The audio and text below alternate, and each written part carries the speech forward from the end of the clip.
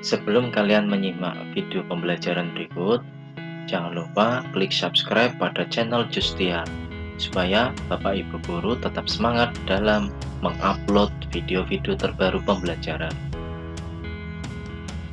Tetap bersama saya dengan Yusfian Dwi Kristia. Assalamualaikum warahmatullahi wabarakatuh. Selamat pagi, salam sejahtera bagi kita semua. Kita berjumpa kembali dalam pembelajaran klasifikasi makhluk hidup pada pertemuan yang ketiga, yaitu mengelompokkan makhluk hidup berdasarkan prinsip klasifikasi. Kompetensi dasar mengklasifikasikan makhluk hidup dan benda berdasarkan karakteristik yang diamati, menyajikan hasil pengklasifikasian makhluk hidup dan benda di lingkungan sekitar berdasarkan karakteristik yang diamati. Tujuan pembelajaran: 1. Peserta didik dapat mengklasifikasikan hewan berdasarkan karakteristik melalui observasi dengan tepat. 2. Peserta didik dapat menjelaskan pemberian nama ilmiah pada makhluk hidup dengan benar.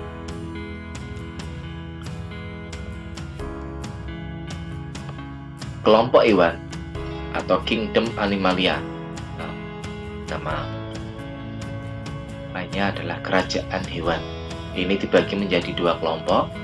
Yang pertama invertebrata atau avertebrata, dan yang kedua vertebrata. Kita bahas yang pertama mengenai avertebrata terlebih dahulu. Hewan avertebrata ini adalah hewan yang tidak memiliki ruas tulang belakang, di mana ini dibagi menjadi 8 filum atau 8 kelompok. Yang pertama, hewan berpori atau nama ilmiahnya adalah Porifera. Hewan berongga atau Colenterata, cacing pipih, Platyhelminthes, cacing gilik, Nemathelminthes, cacing berbuku-buku, Annelida. Hewan lunak, Molluska. Hewan dengan kaki berruas-ruas, Arthropoda. Hewan berkulit duri atau Aeginodermata. Itu adalah kelompok dari hewan avertebrata atau invertebrata. Kita bahas yang pertama, hewan berpori atau Porifera. Ciri-cirinya: 1. Memiliki pori-pori. Tubuhnya seperti spons. Habitatnya berada di perairan. Warna tubuh bermacam-macam. Kita bisa lihat gambarnya ini, contohnya ada Eiswoniae, Botherion, Schiper. Yang kedua, hewan berongga atau Colenterata memiliki ciri-ciri yang pertama, mempunyai tentakel. Ini bisa dibuat sebagai pertahanan tubuh atau mencari makanan. Yang kedua, tubuh berbentuk polip dan medusa. Contohnya bisa kita lihat pada gambar, ada bunga karang, ada obelia, hidra, ada anemon.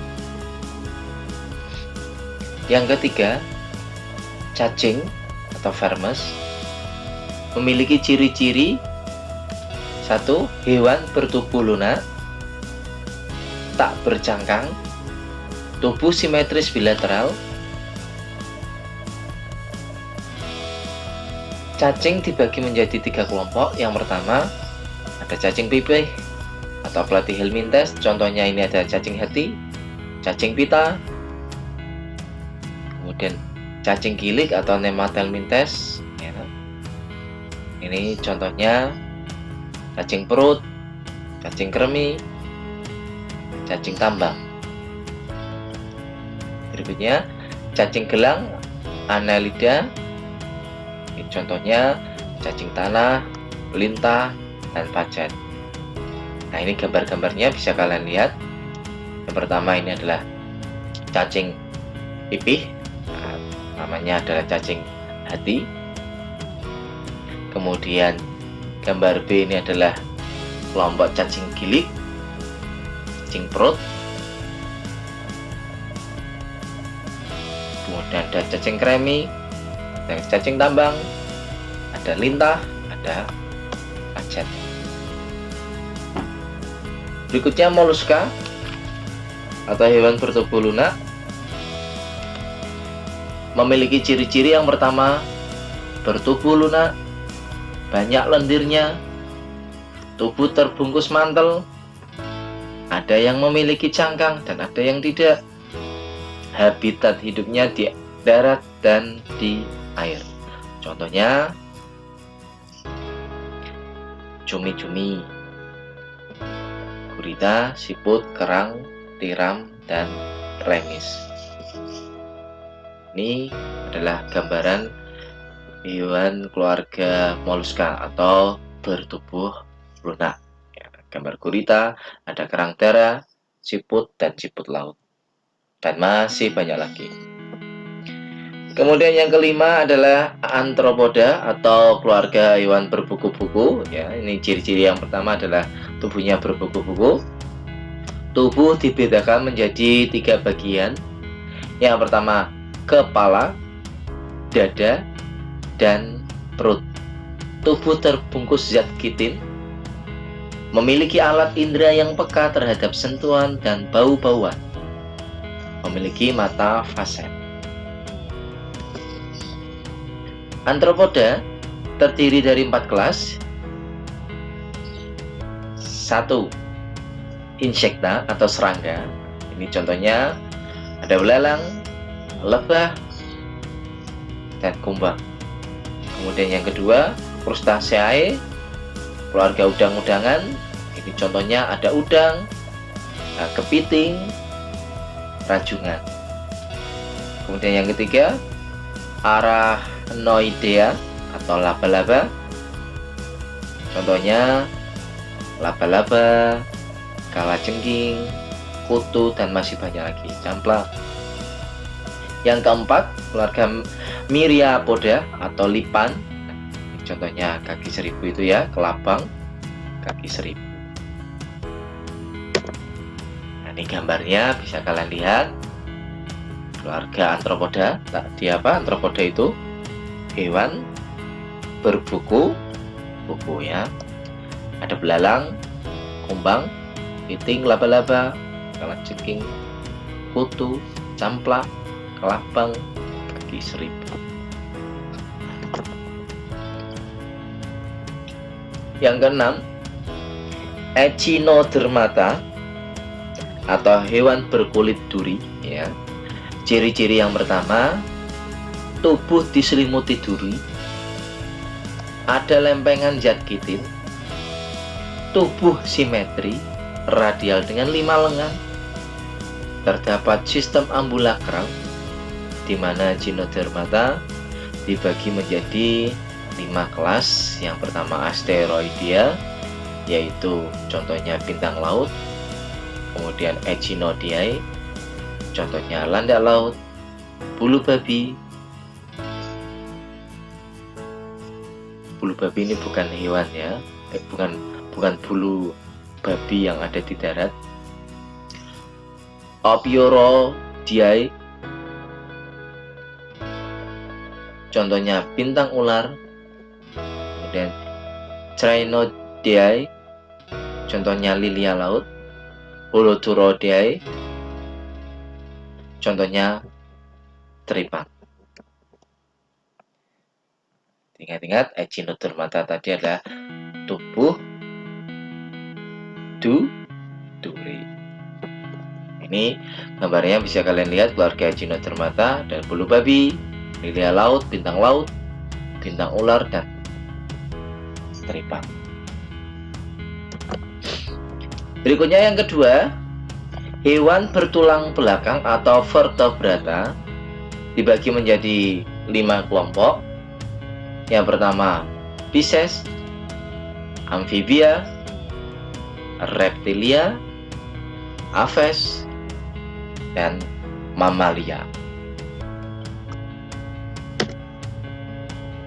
Yang pertama, Pisces memiliki ciri tubuh ditutupi sisik, alat gerak sirip, bernafas dengan insang,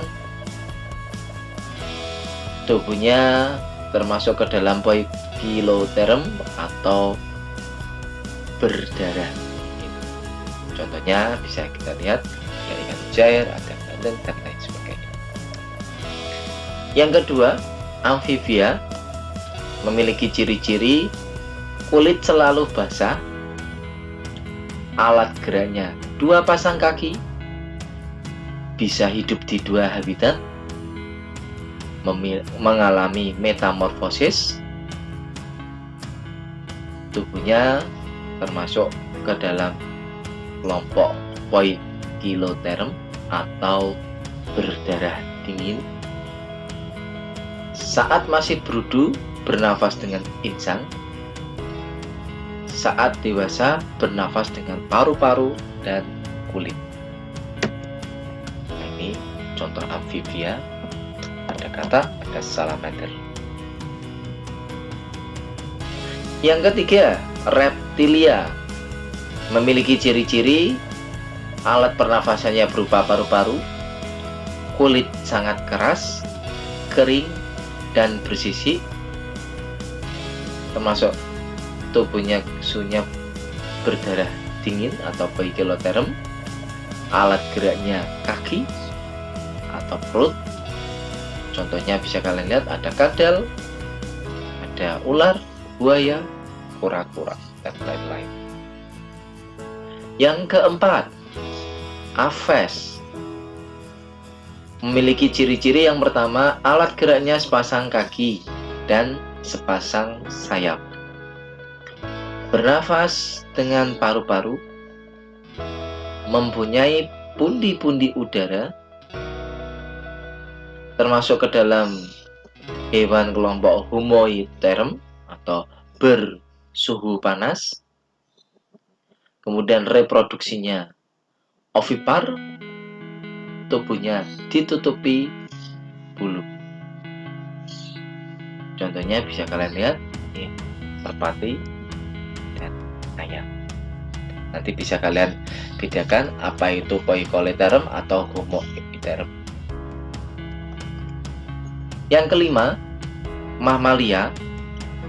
Ciri-cirinya tubuh ditutupi rambut, menyusui anaknya, alat pernafasannya paru-paru, termasuk Humoiotherm atau bersuhu panas. Cara melahirkannya, cara berkembang biaknya dengan vipar, kecuali ini platypus. Nah, ini contoh dari mamalia.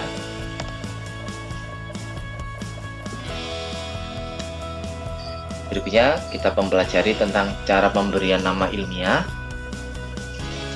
Tata cara pemberian nama ilmiah dikenal dengan istilah sistem binomial nomenklatur atau sistem tata nama ganda, dibuat oleh Carolus Linnaeus, di mana aturan-aturan sistem binomial nomenklatur yang pertama, nama spesies terdiri atas 2 kata. Kata pertama menunjukkan genus, kata kedua menunjukkan spesies. Kata pertama diawali huruf besar, kata kedua diawali huruf kecil. Menggunakan bahasa Latin atau ilmiah atau bahasa yang dilatinkan dengan dicetak miring atau digarisbawahi terpisah. Itu cara aturan-aturan pemberian nama ilmiah yang dikenal dengan sistem binomial nomenklatur. Contohnya, ini jagung, bahasa Indonesia jagung, nama ilmiahnya atau latinnya adalah Zimais. Nah, kalian bisa lihat, nah kata depan ini menunjukkan genusnya, Kata belakang yang kedua ini menunjukkan spesiesnya. Diawali huruf besar, kemudian kata kedua diawali huruf kecil, dicetak miring atau di garis bawahi. Dibalas pada simpulan pada pembelajaran kali ini tentang klasifikasi makhluk hidup. Yang pertama, kingdom Animalia terbagi atas 2 subfilum, yaitu Vertebrata dan Avertebrata. Ya, diingat kembali tadi Vertebrata dan Avertebrata itu dikelompokkan ke dalam beberapa kelompok. Kemudian yang kedua, kita mempelajari tata cara pemberian nama ilmiah atau dikenal dengan sistem binomial nomenklatur atau sistem tata nama ganda yang dibuat oleh Carolus Linnaeus. Kemudian ini ada latihan soal. Kalian kerjakan seperti biasa. Kalian tulis jawabannya di buku tugas Bu IPA.